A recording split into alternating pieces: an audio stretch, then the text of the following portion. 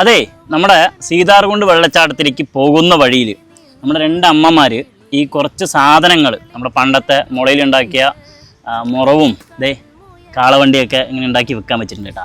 അത് കണ്ടപ്പോൾ ഭയങ്കര കൗതുകമായി. കാരണം നമ്മുടെ നാട്ടിലൊന്നും ഇപ്പോൾ കിട്ടാത്ത സംഭവങ്ങളാണ്. ഇപ്പോൾ ആരും അത് ചെയ്യുന്നില്ല.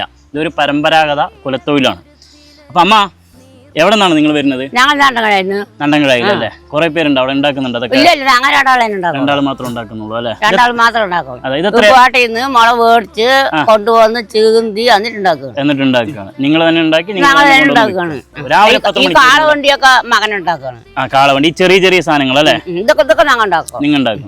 ഇതെന്താ വില? കാളവണ്ടിക്ക് 200 ഇതൊക്കെ 100 രൂപ ഉള്ളൂ. ഈ മുറൊക്കെ 100 രൂപ ഉള്ളൂ അല്ലേ? മുറൊക്കെ 100 രൂപ ഉള്ളൂ. ഇതെത്രയാണ് ഈ വലിയ മരം? വലിയ മരം 100. വലിയ മരം 100, ചെറുത് അതന്നെ. നമ്മള് വളം ഓടിക്കാൻ ചെറുതും വലുതും 125 കൊടുക്കുന്നതാണ്. 100 രൂപ കൊടുക്കുക. 100 രൂപയ്ക്ക് അല്ലേ? ഓക്കെ.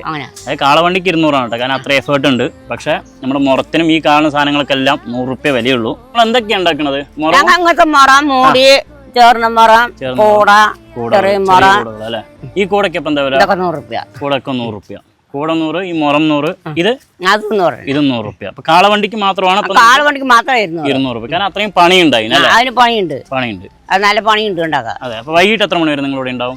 വൈകിട്ട് 5 മണി വരെ ഉണ്ടാവും. 5 മണി വരെ ഉണ്ടാവും. സപ്പോർട്ടൊക്കെ ഉണ്ട് അവിടെ. സപ്പോർട്ട് ഇതിനിപ്പോ എന്താ വില? 50 രൂപ. ഓ ശരി ശരി.